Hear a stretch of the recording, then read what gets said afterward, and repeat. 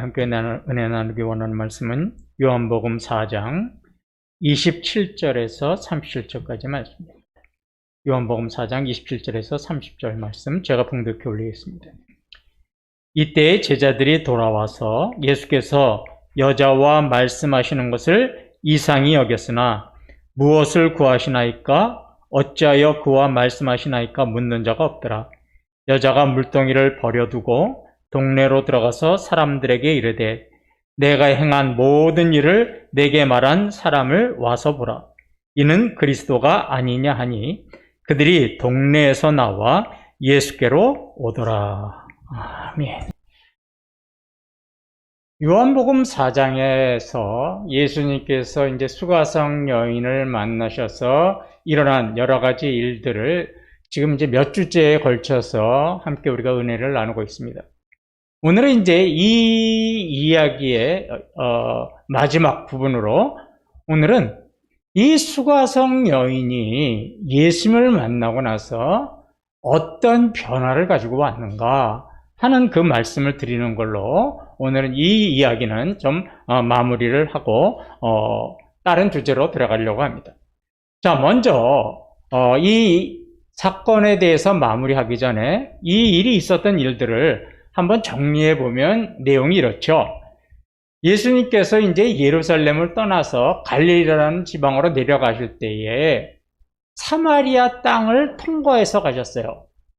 그런데 사마리아 땅은 저주받은 땅이라서 유대인들은 절대로 가지 않는 땅이에요. 그런데 구태여 예수님은 사마리아 땅으로 가셨죠. 그럼 왜 예수님이 사마리아 땅으로 가셨을까? 그곳에도 저주받은 땅에도 구원받을 영혼이 있었기 때문입니다. 예수님은 사마리아 땅의 수가성이라고 하는 한 조그만 성읍으로 들어가셨어요. 그래서 그 성읍 우물가에서 그 동네에 살고 있는 물길로 온 한 여인을 만나셨죠. 이 여인은 5번이나 결혼을 했지만 행복해지지 못하고 모두 이혼을 한 참 안타까운 인생의 여인이었습니다. 지금도 결혼하지 않은 채 한 남성과 율법이 금하고 있는 동거 생활을 해서 주위 사람들한테 조롱과 멸시를 당하면서 외롭게 살고 있는 여인이었습니다. 예수님이 그런 수가성 여인이 우물가에 물길로 왔을 때 이렇게 말을 붙이셨죠. 날씨 뜨거우니 저에게 물 좀 주시겠습니까? 이렇게 요구했지만 이 여인은 자기 사마리아 사람들을 차별하는 그런 유대인인 줄 알았어요. 예수님을. 그래서 굉장히 쌀쌀맞게 대했죠. 그때 예수님은 이 수가성 여인에게 이렇게 이야기했죠. 네가 나를 바로 알았다면 나는 너에게 하나님의 선물과 영원히 목마르지 않을 생수를 줄 수 있었을 것이다. 이 말에 귀가 솔깃해졌어요. 이 여인이. 그래서 뭐라고 그러냐면 선생님, 혹시 그런 물이 있다면 나 목마르지도 않고 내가 이렇게 대낮에 물길로 나오는 수고도 하지 않게 그런 물 좀 나에게 주세요. 이러고 요구했죠.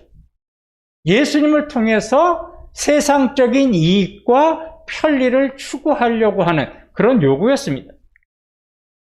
그 요구를 들은 예수님은 다짜고짜로 가서 내 남편을 불러오라 그렇게 이야기를 하셨습니다.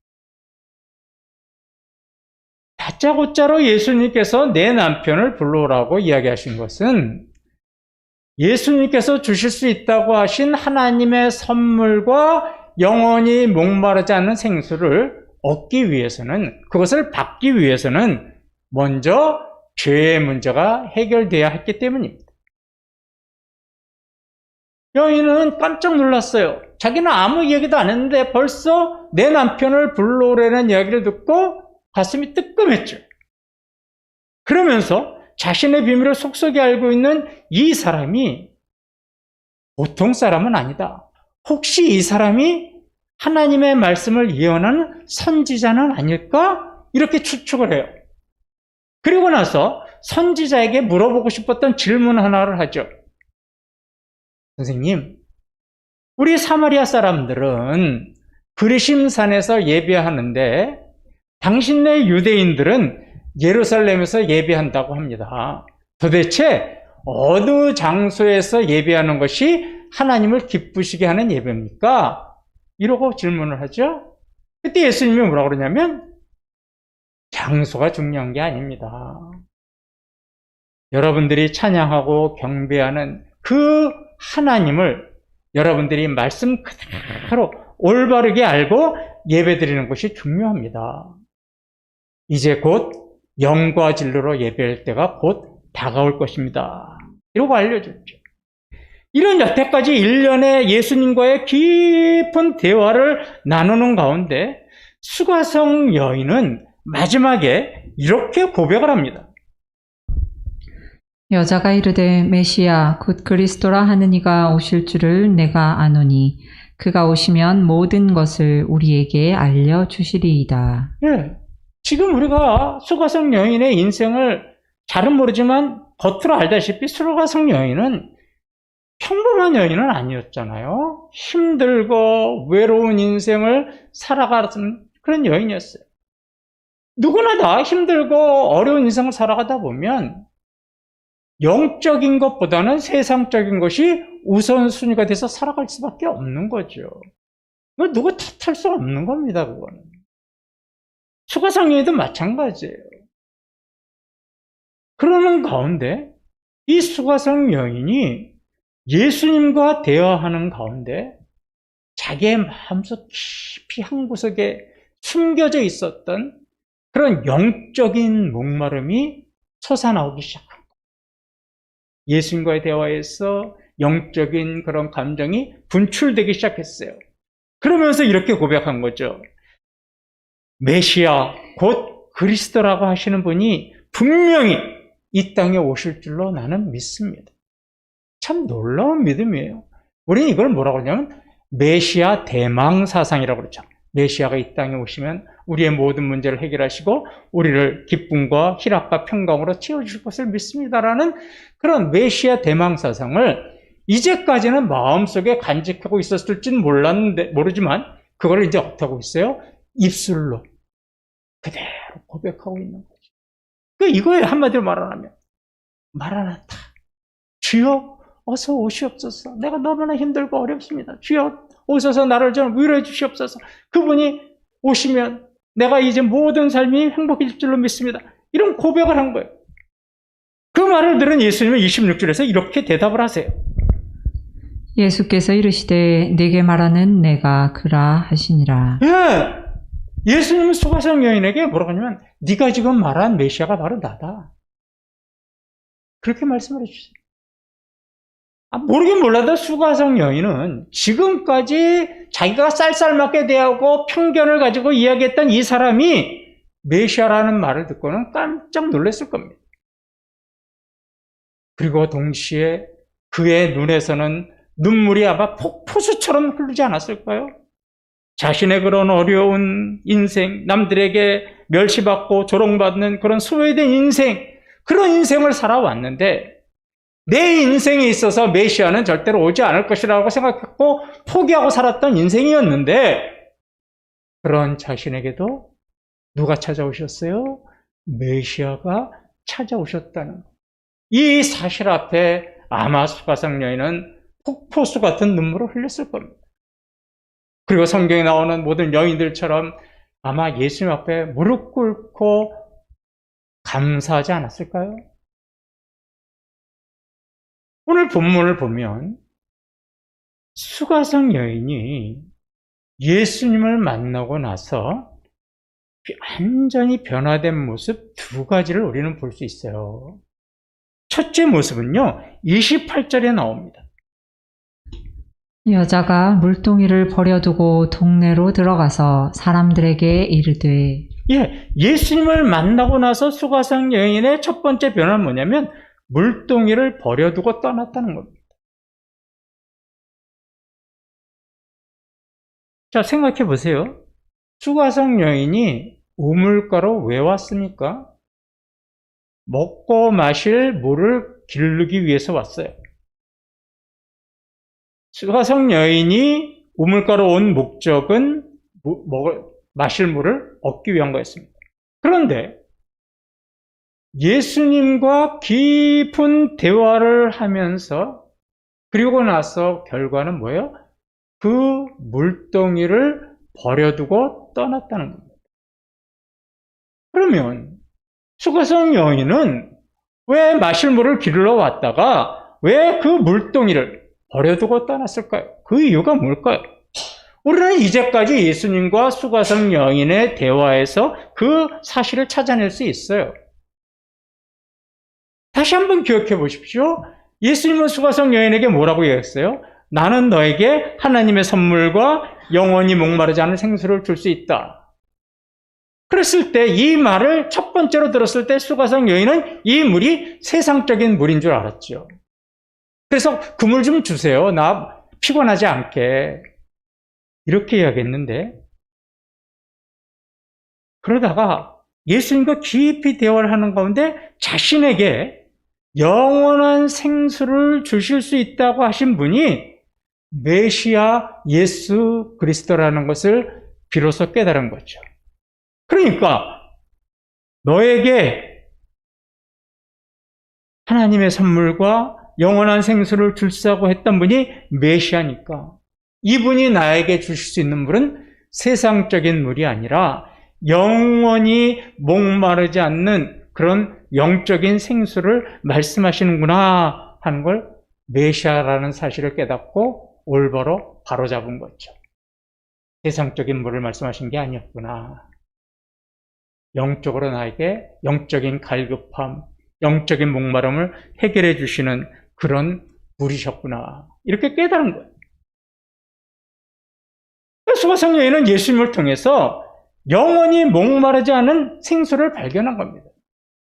수가성 우물, 그 동네 한가운데 있는 그 우물이 아니라 또 다른 우물, 영적인 우물을 발견한 거예요. 영적인 우물을 발견했고 그 물을 마시는 자는 영원히 목마르지 않기 때문에 물동이를 버려두고 떠난 거죠.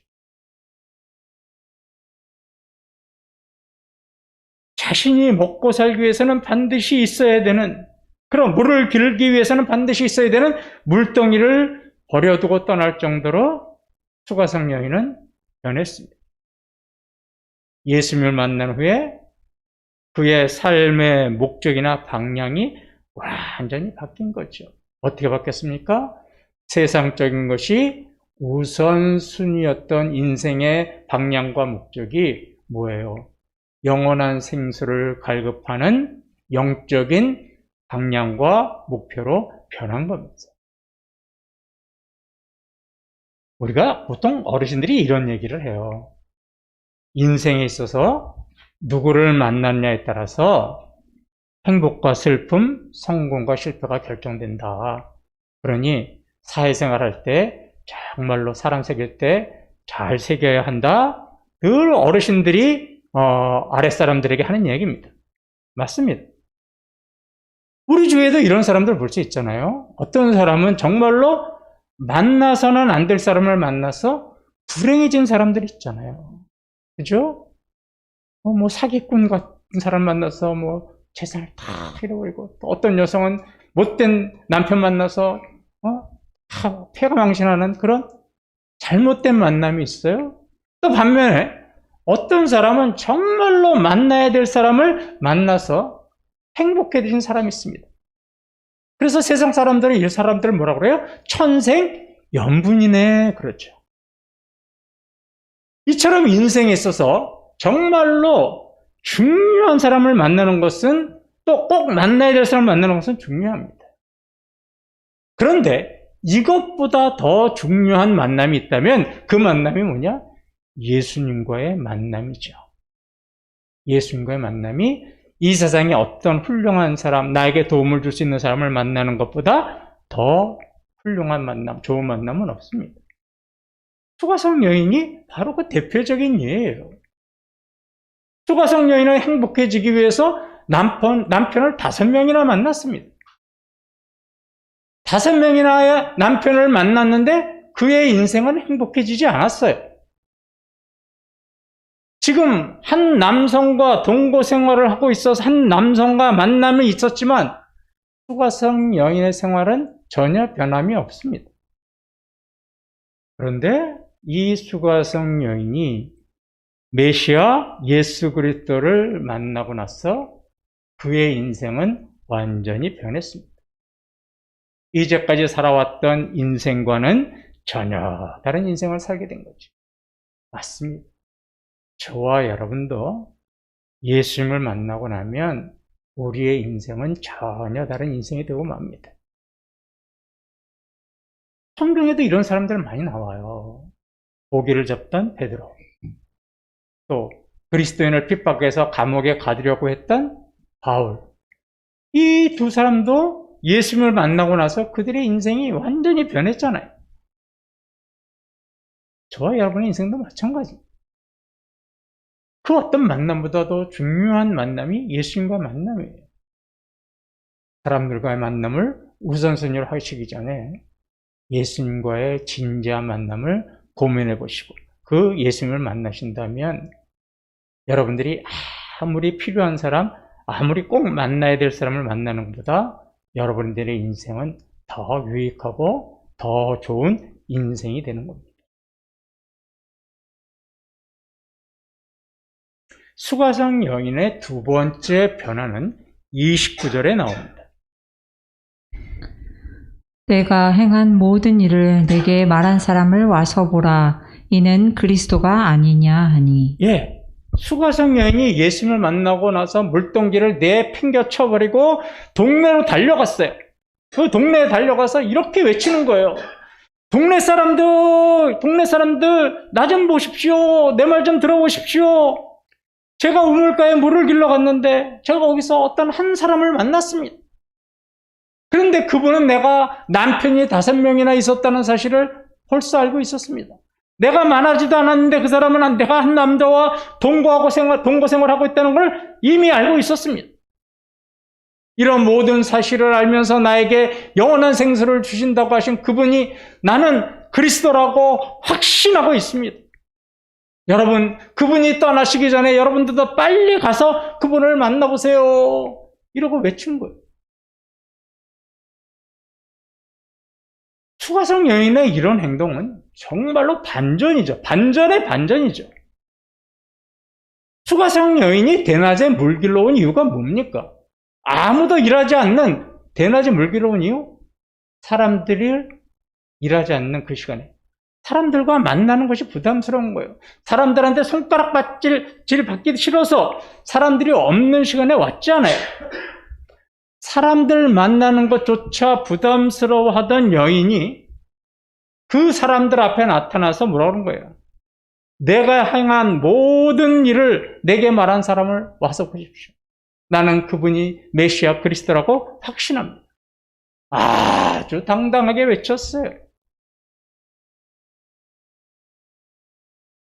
한번 여러분들 생각해 보십시오. 예수님을 만났을 때 여러분들 어떤 감정을 한번 느껴보셨어요? 기억해 보십시오. 얼마나 흥분이 됐습니까? 수가성 여인도 아마 그 목소리가 달달달달 떨리면서도 굉장히 흥분돼 있었을 거예요. 그러면서 그 목소리에는 어떻게 됐어요? 힘이 있었을 거예요. 이런 수가성 여인의 외침을 들은 동네 사람들은 깜짝 놀랐겠죠. 아니, 저 여자가 무슨 일이야? 우리하고는 얼굴도 안 보고 말도 안 섞던 사람이 무슨 일이야? 동네 사람들은 수가성 여인이 이렇게 흥분돼서 소리치는 소리를 한 번도 본 적이 없어요. 그런데 놀랍게도 그냥 큰 소리로 외치는 것만이 아니라 그 수가성 여인의 외치람에는 절실함이 있었어요. 진실함이 담겨 있었어요. 진심이 담겨 있는 수가성 여인의 목소리에 동네 사람들의 마음이 움직인 거예요. 그냥 큰 소리로 고성방가했다고 해서 마음이 움직인 게 아니라 그 여인의 간절함과 절실함, 진실함이 담겨져 있는 떨리면서도 흥분되고 힘있는 목소리에 동네 사람들의 마음이 뭉클해졌어요. 동네 사람들마다 아니, 저 여자가 왜 저래? 저 여자가 만난 사람이 누구길래 저러는 거야? 그러면서 수가성 여인이 만난 그 남자에 대해서 어떻게 된 거예요? 궁금증이 생기고 호기심이 생긴 거예요. 그래서 어떻게 돼요? 하나, 둘씩 그 사람이 누군가 가서 좀 알아보자. 그리고 예수 앞에 동네 사람들이 모인 겁니다. 수가성 여인이 이렇게 진실하고 담대하게 외칠 수 있었던 이유가 뭡니까? 그의 이런 삶의 변화, 행동의 변화, 성품의 변화는 어떤 일이 있은 후에 일어났습니까? 메시아 예수 그리스도를 만난 후였습니다. 예수님을 만난 후에 수가성 여인에게는 더 이상 남편이 5명이었다가 이혼한 부끄러운 과거 경력은 문제가 되지 않았습니다. 외롭고 힘들고 조소받고 경멸당하고 무시당하던 그의 인생의 문제도 문제가 되지 않았습니다. 그동안 수가성 여인을 무겁게 짓누르고 있던 죄의 문제가 해결이 되자, 죄의 짐을 내려놓자 수가성 여인은 이렇게 변한 거예요. 우리는요, 이런 수가성 여인의 변화된 모습에서 전도라는 것이 무엇인가 하는 것을 잘 알 수가 있어요. 교회를 오래 다닌 성도들이라 할지라도요, 전도 이야기만 들으면 귀를 막으려고 그러죠. 아직도 많은 성도님들이 전도에 대한 부담감을 갖습니다. 그런데 많은 성도분들이 전도에 대해서 부담을 가지고 있는 큰 이유 중에 하나가 뭐냐면, 내가 복음을 전해서, 내가 성경 말씀을 전해서 이웃들을 믿게 하는 것이 전도라고 생각하기 때문이에요. 이거 아주 큰 오해입니다. 다시 한번 말씀드립니다. 전도를 여러분들이 어떤 생각하냐면, 전도하냐면 어떤 개념을 갖고 있냐면, 내가 내 옆집 사람에게 복음을 전하고 성경 지식을 전해서 그 사람을 설득해서 그 사람이 믿게 만들고, 그래서 그 사람과 함께 교회에 오는 것이 전도다. 이거 큰 오해입니다. 그게 전도 아닙니다. 그래서 이렇게 생각을 하다 보니까 항상 전도 좀 합시다. 전도를 권유하면 뭐라 그래요? 목사님, 저는 성경 지식이 부족해요. 목사님, 저는 체계적으로 전도 훈련을 받지 않았어요. 목사님, 저는 지금 교회 나온 지 얼마 안 됐어요. 이런저런 이유와 핑계를 댑니다. 그런데 오늘 본문에 나오는 수가성 여인을 보십시오. 성경 지식이 있었습니까? 제자 훈련을 받았습니까? 예수님을 따르는 제자였습니까? 아무것도 해당이 되지 않아요.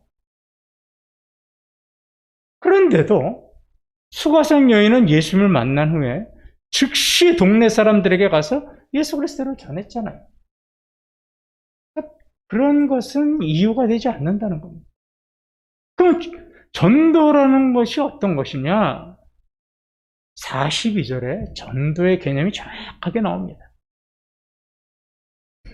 그 여자에게 말하되 이제 우리가 믿는 것은 내 말로 인함이 아니니 이는 우리가 친히 듣고 그가 참으로 세상의 구주신 줄 알미라 하였더라. 예, 동네 사람들이 예수를 만나고 나서 수가성 여인에게 이렇게 말을 한 거예요. 뭐라고 말했어요? 이제 우리가 믿는 것은 내 말이 누구 말이에요? 수가성 여인의 말이 아니다. 나는 네가 말을 해서 네가 전도하고 네가 복음을 전해서 내가 믿은 것이 아니다 그런 거예요. 그럼 뭐라 그래요? 이는 우리가 믿은 것은 우리가 친히 듣고, 친히 들었다는 말이 무슨 말이냐면 예수님에게 직접 들었다 그거예요.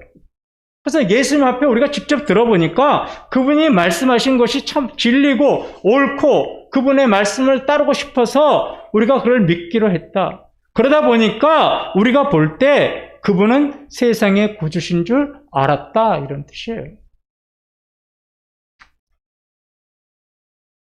수가성 여인이 동네 사람들에게 복음을 전해서 예수 그리스도가 누군지 자세히 소개해서 그래서 믿은 게 아니라는 거예요. 우리가 이웃에게 전도할 때도 마찬가지입니다. 우리가 왜 부담을 가져요? 내가 성경 지식을 가지고 내 신앙을 가지고 이웃 사람들을 설득해서 믿도록 해서 교회 데리고 와야 한다. 이것 때문에 우리가 부담감을 갖는 거예요. 그러니까 뭐라 그래요? 아유, 나는 성경 지식 없어요. 나는 말 잘 못해요. 그런데 마가복음 16장 20절을 보십시오. 제자들이 나가 두루 전파할세 주께서 함께 역사하사 그 따르는 표적으로 말씀을 확실히 증언하시니라. 예. 제자들이 전도할 때 어떻게 했다고 그랬어요? 주께서 함께 역사하시니. 주님께서 역사하셔서 전도해서 증언할 수 있었다는 거예요. 오늘 우리가요, 찬송가 359장 천성을 향해 가는 성도들을 찬양을 했는데 2절의 가사가 이거예요. 너 가는 길을 누가 비웃거든 확실한 증거를 보여주어라. 성령이 친히 감화하여 주사 그들도 참기를 찾으리. 너희가 그들에게 증거해서 그들도 진리의 길을 찾으리가 아니에요. 성령님께서 그들의 마음을 감동시켜 주시겠다는 거예요. 이게 전도예요. 성경 지식 없어도 돼요. 교회 새신자도 돼요. 앞으로 난 성경 지식 없고 난 전도 체계적으로 받지 않아서 그런 얘기 하지 마세요. 수가성 여인이 한 일이 뭐예요? 동네 사람들에게 여러분 내가 만난 사람이 이런 사람이었습니다. 이런 사람이 떠나시기 전에 빨리 여러분 가서 만나보세요. 예수님을 소개한 것밖에 없어요. 복음 전한 거 없어요. 예수님 만나보라고 소개한 거예요. 수가성 여인의 역할은 여기까지예요. 여러분들의 역할은 뭐냐? 예수 그리스도가 누구신지 소개하는 걸로 끝나는 거예요. 그 이후의 일은 누가 하시는 거예요? 예수님이 하시고 성령님이 하시는 겁니다. 왜 여러분들이 성령님과 예수님 일까지 다 하려고 그래요? 그러니까 마음에 부담감이 생겨서 전도 못하는 거죠.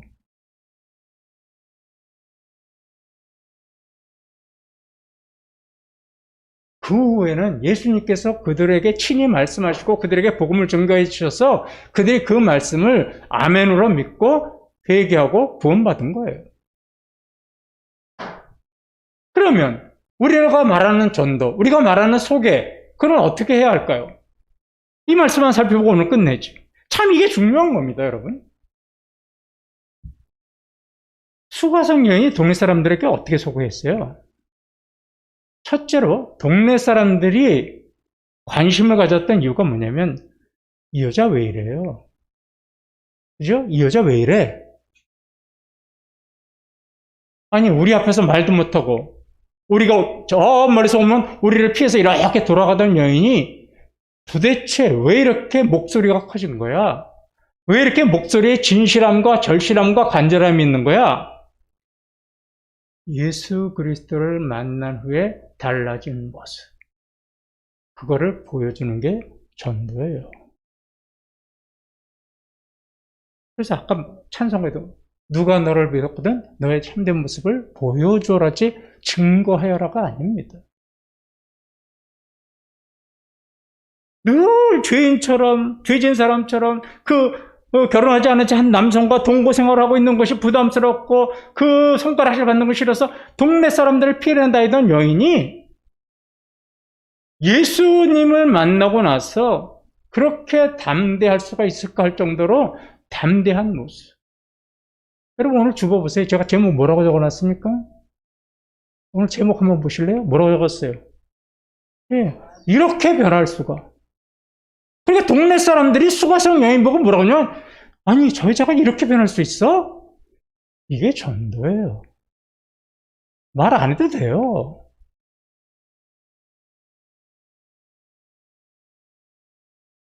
이 모습이 이렇게 변할 수가 하는 모습이 동네 사람들을 예수님께로 데리고 간 겁니다. 전도는 말로 하는 게 아니에요. 예수님을 만난 후에 자신의 삶에서 변화된 모습을 그대로 세상 사람들에게 보여주는 겁니다.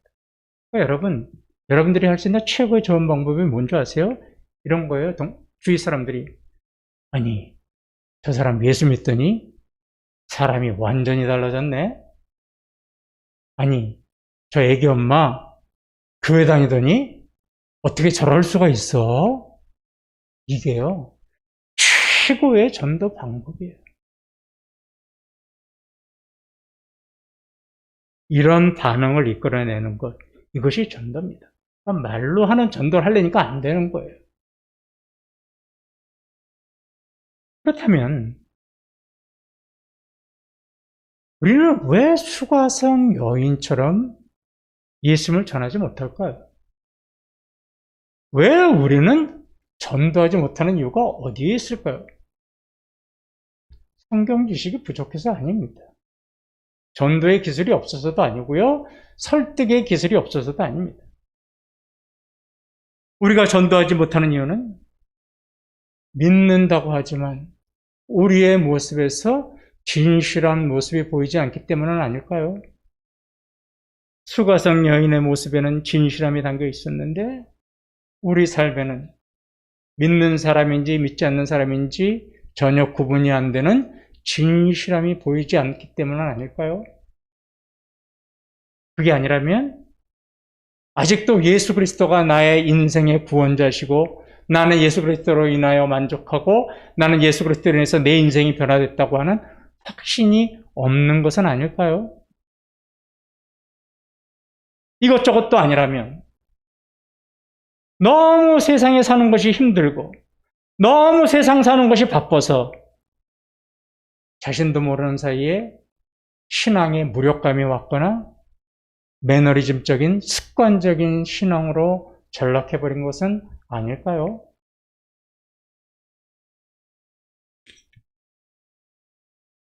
우리에게 무엇보다 필요한 것은 신앙의 회복입니다. 예수 그리스도가 나의 구원자시고 하나님의 아들이시고 나는 예수 그리스도인으로 만족하고 예수 그리스도인으로 인해서 내 인생의 목적과 방향이 변화되었다고 하는 그런 진심의 고백이 입술로만 하는 고백이 아니라 내 마음속에서 그것을 감사하는 고백이 나오면 그 고백은 저절로 우리의 삶의 모습이 진실한 모습으로 이어지게 되어 있습니다.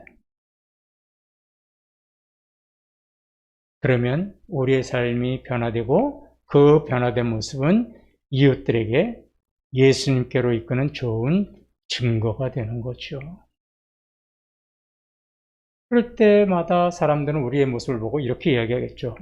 아니, 어떻게 저렇게 변할 수가 있어? 여러분, 이것이 최고의 전도의 방법. 여러분이 변하시면 주위 사람들은 여러분을 통해서 저 사람을 저렇게 변화시킨 예수님이 누굴까 하는 궁금증과 호기심을 유발하게 됩니다. 그것이 최고의 전도의 방법. 이런 수가성 여인처럼 변화된 모습으로, 진실한 삶의 모습으로 그것을 이웃들에게 그대로 진실하게 보여주심으로 사랑하는 이웃들을 예수님께로 이끄는 데까지만 오시면 됩니다. 그러면 나머지 일은 누가 하세요? 성령님이 하시고 예수님이 하십니다. 여기까지 최선을 다하심으로 여러분의 삶으로 아름다운 모습을 증거하시는 우리 예태님께 모든 성도님들 되시기를 주님의 이름으로 축원합니다. 다 같이 일어나셔서